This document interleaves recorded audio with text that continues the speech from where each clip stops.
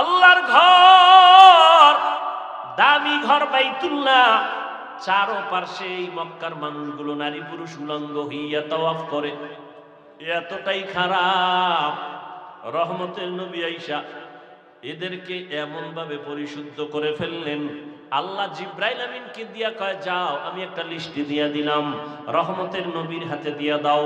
এই লিস্টির মধ্যে যাদের নাম আছে, নবী যেন নামগুলো পড়ে পড়ে শুনায় দেয়। এই লিস্টিতে যাদের নাম আছে তারা বিনা হিসাবে জান্নাতি। এর মধ্যে এক নম্বরে আবু বকর, দ্বিতীয় হযরত ওমর, যেই ওমর পৃথিবীর টপ লেভেলের টেরোরিস্ট, নবীকে হত্যা করার জন্য তরবারি নিয়ে দাঁড়ায় গেছে ওমর। সেই ওমর 27 বছর বয়সে আইসা রহমতের নবীর হাতে কালেমা পড়ে মুসলমান হইয়া তরবারি আবার উল্টা দিয়ে ঘুরায় কয়, বেঈমান আয়, মুহাম্মদের বিরুদ্ধে একটা কথা বলবি, ওমরের তরবারি যথেষ্ট। আল্লাহ এখন ওমরের এত পাওয়ার দিছে, 27 বছরের ওমর, কয় বছর? নবীর হাতে এসে কালেমা পড়িয়া এত পাওয়ার হয়ে গেল। এখন ওমর যেই পথে চলে, শয়তান ওই পথে চলতে ভয় পায়। শয়তান দেখলে ওমরের পালায় যায়। সেই ওমর অর্ধ দুনিয়া শাসন করেছেন, কিন্তু আমার মাওলা পাকের ভয় চোখের পানি ছেড়ে কান্না করতেন। রমজানের ঈদের দিন সবাই আরামে ঘুমায়, আনন্দ করে বাড়ি বাড়ি যায়। ওমর নির্জন জায়গায় দরজা আটকায় চোখের পানি ছেড়ে কান্না করতেছেন। আবু হুরায়রা রাদিয়াল্লাহু তাআলা আনহু জিজ্ঞাসা করেন, খলিফাতুল মুসলিমিন ওমর, আপনি ঈদের আনন্দ বাদ দিয়ে কান্না করেন কেন? কয়, ও আবু হুরায়রা, জানো না রমজান চলে গেল, রোজা রাখছি, কবুল হইল কিনা পেরেশানি ভিতরে আছে। আমি তারাবির নামাজ পড়েছি, কবুল হলো কিনা চিন্তা। আমি জাহান্নামের আগুন থেকে মুক্তি পেলাম কিনা চিন্তা। আবু হুরায়রা বলে, আপনি কি ভুলে গেছেন 10 জন জান্নাতি সাহাবাদের দ্বিতীয় আপনি? আবু হুরায়রা, তুমি জানো না যেই আল্লাহ আমাকে জান্নাতের সার্টিফিকেট দিয়েছেন, আমার ভয় ওই আল্লাহ আমার কোনো কারণে রাগ করিয়া আমার সার্টিফিকেট আবার ক্যান্সেল করে দিতে পারে। हर के दारत खौफे हक दर दिल मदागम जन्नतुल मअवा देहद उरा मकाम जुज़बा हक़ची ज़े मखाज़ इंसुजा फज़ले उआ मस्ते दर जुमला जहां। কোরআনটারে আঁকড়াইয়া ধরো, নবীর সুন্নতের আঁকড়াইয়া ধরো। ও যুবক বাবারা, মা বাবার খেদমত করো নবীর আদর্শ মতো। নবীর আদর্শে জুতা পরো সুন্নত, নবীর আদর্শে খানা খাও সুন্নত, নবীর আদর্শ মতো বাথরুমে যাবা তাও সুন্নত, তরিকায় সওয়াব হবে। আর নবীর তরিকা বাদ দিয়ে যদি নামাজও পড়ো কাজে লাগবে না, নবীর তরিকা বাদ দিয়ে যদি তুমি যাকাত দাও কাজে লাগবে না, দান করো কাজে লাগবে না। নবীর তরিকায় লেখাপড়া করো, আল্লাহর কাছে দরজা খুলে যাবে। নবীর তরিকা, নবীর আদর্শ মেনে ব্যবসা করো, জান্নাতের পথ আল্লাহ ওপেন করে দিবেন। আল্লাহর নবী বলেন, ও ব্যবসায়ীরা, কিয়ামতের দিন আমার সাথে তোমরা জান্নাতে থাকবা। কোন ব্যবসায়ী? যারা সুদের টাকায় ব্যবসা করে। قال النبي صلى الله عليه وآله وسلم التاجر الصدوق الأمين مع النبيين الصديقين والشهداء والصالحين। ওরে নেক আমল, ভালো সততার ঠিক রেখা, সত্য কথা বলে ন্যায় পথে যারা ব্যবসা করবে, কাস্টমারের ধোঁকা দিবে না, কাস্টমারের সাথে মিথ্যা কথা কখনো বলবে না। ঢাকার বাজার থেকে কাপড় কিনছে লুঙ্গি, 2500 বাজারে নিয়ে আসবে বেচতে। লুঙ্গির দাম কত পাইকারি? কয় বাবুরহাট থেকে নিয়ে আসছে, লুঙ্গির দাম 150 টাকা। এই 2500 আসতে আরো খরচ হইছে 20 টাকা। কত হইল? 70। এখন কাস্টমার জিগায়, ভাই লুঙ্গি কত? কয় 200 টাকা। কিনছেন কত? যদি দোকানওয়ালা কয় 170 টাকা দিয়ে কিনছি, টোটাল টাকা হারাম। কিনছে কত দিয়া? 70 বলল কেন? মিথ্যা হয় নাই? এই এতটুকু কথার কারণে টোটাল টাকা হারাম। আর যদি বলে না 150 টাকা দিয়ে কিনলাম, আসতে খরচ আমার 20, টোটাল 170, আপনি যদি আমাকে 30 টাকা লাভ না দেন, বিদ্যুৎ বিল কেমনে দেই, ঘর ভাড়া কেমনে দেই, এইভাবে সত্য কথা বললে যদিও কাস্টমার তখন একটু বলবে আর 10 টাকা কম দেই, আরো 10 টাকা কম দেই, কোনো টেনশন নাই, মোহাব্বতের দোয়া আসবে, বরকত অনেক বেশি হয়ে যাবে। কাস্টমারের তাবিজ দেওয়া লাগবে না, সত্য কথা বইলে ব্যবসা করো, কাস্টমার তাবিজের মতো লাশার মতো লেগে থাকবে, তোমাকে ছাড়া কারো কাছে জীবনেও লোভ দেখায় নিতে পারবে না, তোমার দোকান থেকে নিবে, কারণ মনে করে ও 5 টাকা খাইলো, মিথ্যা বলে না।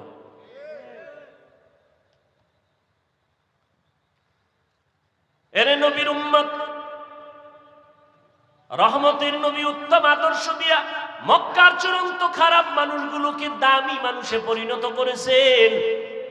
রহমতের নবীর আদর্শ লালন করে সাহাবায়ে কেরাম নবীর মোহাব্বত নিয়ে নামাজ আদায় করেন, নবীর মোহাব্বতে মানুষের সাথে ভালো আচরণ করেন, কাউকে হিংসা পর্যন্ত করেন না।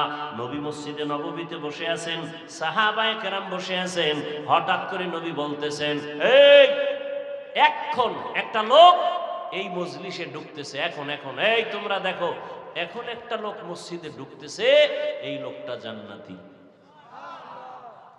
সাহাবায়ে কেরামের মধ্যে একটু কৌতূহল, নবী কয় জান্নাতি, তা তো জান্নাতি, তো কে এই ব্যক্তি, নবী কার ব্যাপারে কয় জান্নাতি? যখন ঢুকছে না, দেখে গে ও এদি আমগো হেই ব্যক্তি, কাছের মানুষ, আপন মানুষ, এই যে বড় বুজুর্গ তাও না, কিন্তু নবী যে বললেন জান্নাতি, কারণটা কি? এর ভিতরে আলাদা কি আছে? ভাবতেছেন নবীর সামনে হাসাহাসি নাই, নবীর সামনে বাজে কোনো আওয়াজ নাই, আবার মনে চাইলেও কোনো প্রশ্ন করে না, বেয়াদবি না জানি হয়ে যায়। সাহাবায়ে কেরাম চিন্তায় পড়ে গেলেন।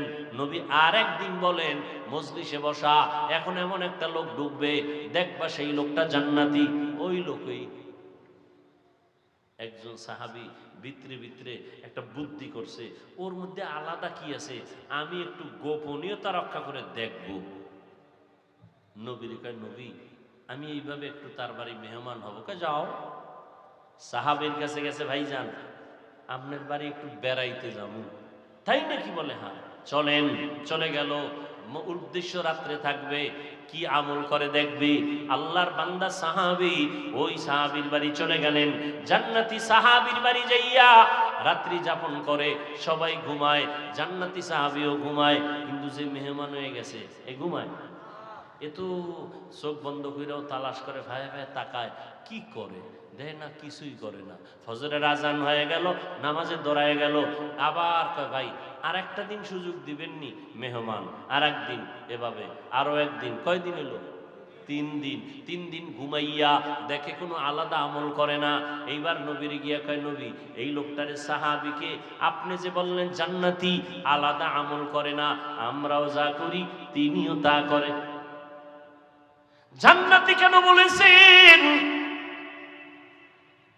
সাহাবীকে জিজ্ঞাসা করে, তোমার মধ্যে আলাদা কোনো আমল আসেনি? হয় না, নবীজি সুসংবাদ দিয়েছেন। কারণটা কি বলে তার নবী জানেন।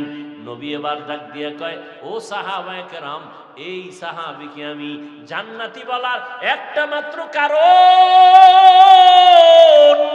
এই সাহাবী বেশি বেশি আমল যদিও করে না, তার মধ্যে স্বতন্ত্র একটা মজবুত আমল আছে, ইখলাসওয়ালা আমল, সেটা হলো জীবনে সে কাউকে হিংসা করে না। কাউকে হিংসা, ও ছেলেটা লেখাপড়া ভালো, পরীক্ষায় ভালো নাম্বার পাইছে, আর এক ছেলের বাবা সইতে, এরকম আছে না নাই? অমুকে ব্যবসায় লাভবান হইছে, আর এক ব্যবসায়ী সইতে পারে না, ঠিক নেই? ক্ষতি হইলে খুব খুশি হইছে, অমুকে মইরা যায়, অমুকে ব্যবসায় ধস, খুশি হয়ে গেছে। কয় না, এই হিংসার মনোভাব তার মধ্যে নাই। ও আল্লাহর বান্দারা, আমলের লাইনে আগায় যাও, তোমার তকদিরে যা আছে তাই, তোমার বন্টনে রিজিক যা আছে তাই তুমি পাইবা। আমি দেইখা হিংসা করে তোমারটা আমি নিতে পারবো না। আল্লাহর নবী বলেন, মেহমান ঘরে যদি আসে তুমি রাগ করবা না, মেহমানদারি করাও। মেহমান তোমারটা খায় না, মেহমান তার কপালের বরাদ্দ করা খানাটাই খায়। তুমি রাগ করো কেন? মেহমান খাওয়াও, বরকত বেশি হবে। মেহমান মেহমানেরটা খায়, তোমারটা খায় না। রহমতের নবীর আদর্শ কত সুন্দর। নবীর হাতে হাত লাগায় ওমরের মতো কাট্টা জাহেল আল্লাহর কাছে দামি হয়ে গেল। নবী নিজে কয় আমি মুহাম্মদ শেষ নবী, আর কোন নবী। কিন্তু যদি আল্লাহ আর একজন নবী কাউকে বানাইতেন, লাউকানা বাদি নবিয়্যুন লাকানা উমার, আমার পরে আর একজন নবী যদি আল্লাহ বানাইতেন, আমার পরে নবী হতো আমার ওমর। এর নবীর আশিক ওই ওমর মুহররমের 1 তারিখ শাহাদাত বরণ করেছেন। রহমতের নবীর সুন্নতের জন্য কলিজা দিয়া ভালোবাসতেন আমার নবীর আদর্শ। এর নবীর উম্মতের দল। রহমতের নবীকে আমরা আর পাবো? আবু বকরকে, ওমর, ওসমান, বাদ দেন সাহাবায়ে কেরাম। এরপরে যারা আসছেন আমাদের মুরব্বী বুজুর্গ, তাদেরকেও আমরা আর পাবো? খাজা মঈনুদ্দিন চিশতি আজমিরিকে আর পাবো না। শাহজালাল রহমাতুল্লাহ আলাইহি কত বড় আল্লাহওয়ালা, যিনি আল্লাহর মুহাব্বতে পড়িয়া জীবনে বিবাহ করেন নাই। আল্লাহর মুহাব্বত এতটা প্রবল, আর তার আল্লাহর মুহাব্বতে বিয়ে করেন নাই, কোনদিন নামাজ ছাড়েন নাই, পাগড়ি মাথার থেকে খুলেন নাই, হাতের মধ্যে তসবিহ, ঢোল বাজাইতেন। তার মাজারে ঢোল আছে না নাই? বেপরদার আড্ডা আছে না নাই? একই শাহজালাল রহমতুল্লাহ আলাইহির দোষ? খবরদার। মাথার ভিতরে উকুন হইছে, হাতের মধ্যে ব্যথা পাইছে, এখন চিকিৎসা করতে যাইয়া হাতটা কেটে ফেলবা না, চিকিৎসায় মলম লাগায় দাও, চিকিৎসা ভালো হবে। মাজার সংস্কার করতে গিয়া আল্লাহর ওলির সাথে যেন বেয়াদবি না হয়, শিরিক বন্ধ করার ব্যবস্থা করো, বেদাতি কাজ বন্ধ করার ব্যবস্থা করো, ঢোল বাজানের কাজ বন্ধ করে দাও, বেপর্দা নারীদের আড্ডা গাঞ্জার আসর বন্ধ করে দাও। কিন্তু আল্লাহওয়ালার সাথে বেয়াদবিমূলক যেন আচরণ কখনো না হয়। মাজার আছে, মসজিদ বানায় দাও, মাদ্রাসা বানায় দাও। ইনশাআল্লাহ আল্লাহওয়ালার মাজারে যদি মসজিদ থাকে, মাদ্রাসা থাকে, ওখানে শিরিক বেদাত অল্পতেই বন্ধ হয়ে যাবে।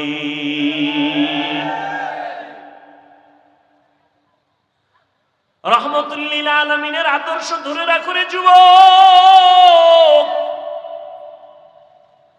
আজকে নবীর মুহাব্বতের দাওয়াত নিয়ে তোমার কাছে আসলাম, কিন্তু আমি এই কথা বলি না তাবলীগ না করলে জাহান্নামে যাইবা, কওমি মাদ্রাসায় না পড়লে জাহান্নামে যাইবা, চরমনাই না গেলে জাহান্নামে যাইবা বলি নাই, পীরের কাছে না গেলে জাহান্নামে যাইবা তা বলি নাই।